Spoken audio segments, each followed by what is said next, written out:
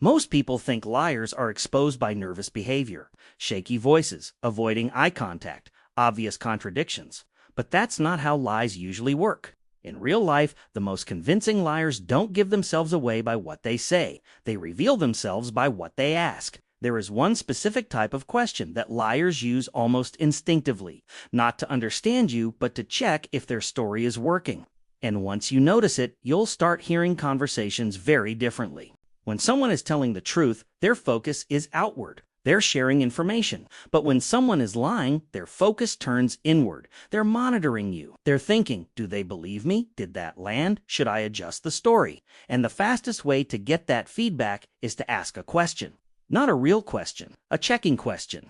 Liars often ask some variation of this. Does that make sense? Do you get what I mean? Does that sound right to you? On the surface, it sounds polite, even considerate. But psychologically, it serves a very specific purpose.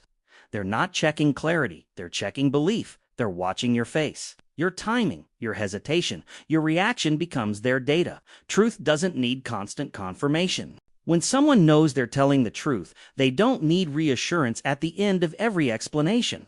Lies are unstable. They need maintenance. So when someone repeatedly checks if something makes sense, especially after an already clear explanation, that's often not curiosity, it's calibration.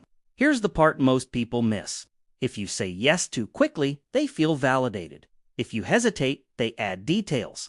If you explain your reaction, they collect information. Your response becomes part of their strategy. That's why silence is so powerful here. Not confrontation, not accusation. Silence. When you hear this question, don't rush to answer. Pause. That pause removes their feedback loop. Without your reaction, they lose control of the narrative. Often you'll notice something interesting. They keep talking, they explain, they contradict themselves, not because you challenged them, but because you didn't confirm them. Liars don't reveal themselves by what they say.